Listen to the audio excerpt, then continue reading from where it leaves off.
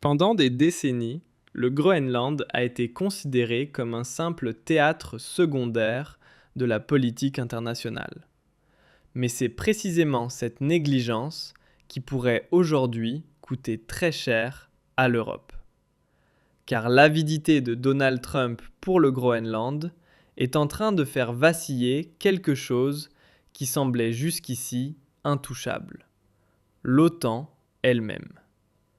À Bruxelles, on parle déjà de tirer le frein d'urgence. Ailleurs, en Europe, de conséquences possibles. Et soudain, même la fermeture de bases militaires américaines fait son apparition dans le débat européen. Les Européens seraient-ils prêts à mettre les Américains à la porte ? Ce qui a commencé comme une provocation géopolitique est en train de se transformer en la plus grande épreuve de résistance de l'OTAN. La question n'est désormais plus de savoir si la situation va s'envenimer, mais si Donald Trump est prêt à mettre en jeu l'ensemble de l'Alliance Atlantique. Regardons de plus près cette évolution explosive autour de Ramstein et des autres bases militaires. C'est parti. Si je vous avais prédit il y a un an que Donald Trump passerait du rôle de grand sauveur à celui de plus grande menace pour l'Europe et pour l'OTAN, vous vous seriez sans doute tous moqués de moi. Trump s'était présenté comme le président capable de mettre fin à la guerre en Ukraine en 24 heures. Et voilà qu'aujourd'hui, la Maison-Blanche élabore des plans d'attaque contre le Groenland. On est là dans un scénario plus spectaculaire que n'importe quel film hollywoodien. Résultat, l'Union européenne est en état de panique maximale et examine en ce moment même différents scénarios pour anticiper l'évolution de cette épreuve de rupture au sein de l'OTAN. Surtout, on cherche frénétiquement des options à utiliser comme levier de pression contre Trump, afin d'empêcher ce coup de force au Groenland. The Economist écrivait à ce sujet: « L'appétit du président pour le Groenland divise l'OTAN. L'intérêt américain pour le Groenland déclenche un conflit interne violent au sein de l'Alliance. Le président Trump, irrité par la résistance de ses alliés européens face à l'annexion du territoire danois, a annoncé le 17 janvier l'imposition de droits de douane élevés contre 8 pays de l'UE qui avaient envoyé des troupes au Groenland 2 jours plus tôt. Pour l'OTAN, l'enjeu est immense. Si les États-Unis décidaient d'attaquer militairement un autre pays membre de l'Alliance, tout s'arrêterait immédiatement, a averti la première ministre danoise Mette Frederiksen. Cela concernerait directement l'OTAN et, par conséquent, l'ensemble de l'architecture de sécurité mise en place depuis la Seconde Guerre mondiale. Et c'est là que la situation devient extrêmement explosive, car on observe une différence majeure avec la guerre en Ukraine. Alors que, sur ce dossier, de nombreux responsables politiques européens vivent dans un château de contes de fées roses et sont aveuglés par l'idéologie, ils perçoivent en revanche la situation au Groenland avec une lucidité totale et la formule sans détour. L'Europe fait face à un danger majeur et l'OTAN est au bord de l'effondrement. Tandis que la majorité des dirigeants tentent encore tant bien que mal de sauver l'Alliance et de ramener Trump à la raison, certains responsables politiques commencent déjà à faire le deuil de notre alliance de défense et se concentrent sur ce qu'ils jugent plus essentiel: la défense du Groenland et donc du territoire de l'Union européenne. Car c'est précisément ce point crucial que beaucoup n'ont toujours pas compris. Vous vous dites peut-être alors: bon, si l'OTAN s'effondre, le Groenland est perdu. Mais ce n'est pas si simple. L'Union européenne pourrait malgré tout se serrer les coudes et défendre le Groenland, même sans l'OTAN. Cependant, un danger majeur se profile ici aussi. Une erreur que nous devrions pourtant tous connaître.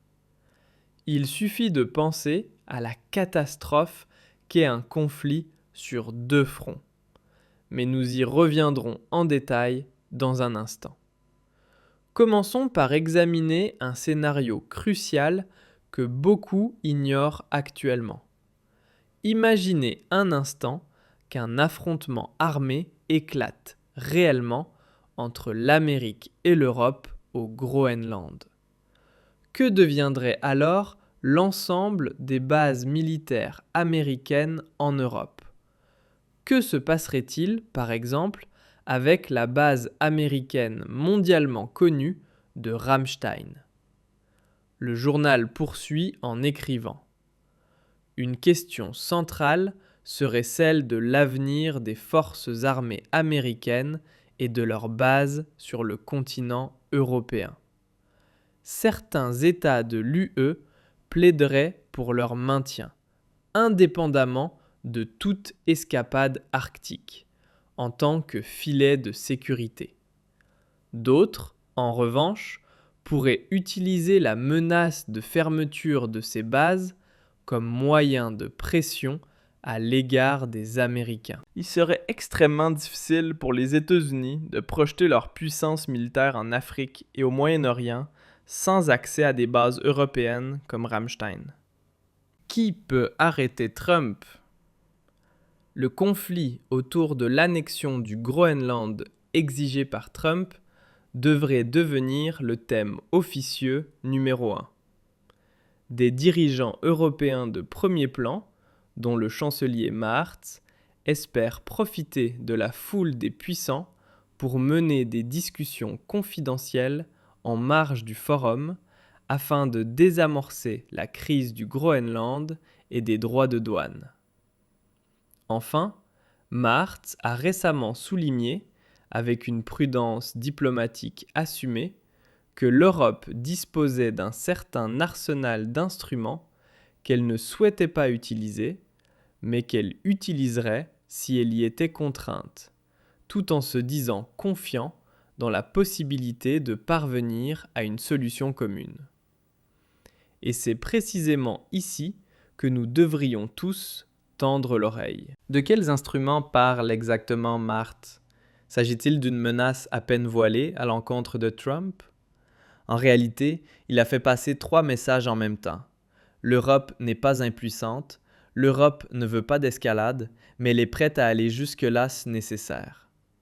Ces dernières semaines, on a beaucoup évoqué de supposés moyens de pression concrets, comme des droits de douane de rétorsion. Mais, à mon sens, cela nous rend complètement ridicules. Marz envisage-t-il sérieusement une guerre commerciale contre les États-Unis? Franchement? L'Europe, et l'Allemagne en particulier, est déjà économiquement à genoux. Sanctions contre la Russie obligent, et il faudrait maintenant en plus ouvrir un conflit économique avec les Américains? J'ai du mal à y croire. Qu'on ne me comprenne pas mal, je trouve positif que l'Europe s'émancipe enfin de l'ombre américaine et cesse d'agir comme une marionnette de Washington. Je trouve sain qu'elle gagne en assurance et redevienne une puissance économique, militaire et diplomatique. Mais pour cela, encore faudrait-il que nos dirigeants fassent à nouveau de la politique pour l'Europe et pour leur peuple. Car à ce stade, la situation est extrêmement dangereuse. On ne peut pas déclencher simultanément une confrontation militaire et économique avec les États-Unis, tout en étant déjà engagé dans un conflit avec la Russie, même si celui-ci est officiellement qualifié de passif. Nous, Allemands, devrions mieux que quiconque savoir qu'une guerre sur 2 fronts est le pire des scénarios. Et pourtant, ce ne serait même pas encore le scénario catastrophe absolu. Il y a pire. que se passerait-il si non seulement l'OTAN, mais aussi l'Europe elle-même se fracturait? Si, par exemple, une partie de l'Europe décidait de soutenir le Danemark et d'affronter les États-Unis, tandis que l'autre moitié ferait sécession. C'est là que tout s'imbrique. Un conflit avec la Russie à l'est, une pression américaine à l'ouest et une Europe coincée au milieu avec une marge de manœuvre quasi inexistante. Si l'OTAN se disloque, ce n'est pas seulement une alliance qui disparaît, c'est toute l'architecture de sécurité européenne qui s'effondre. La question est donc la suivante.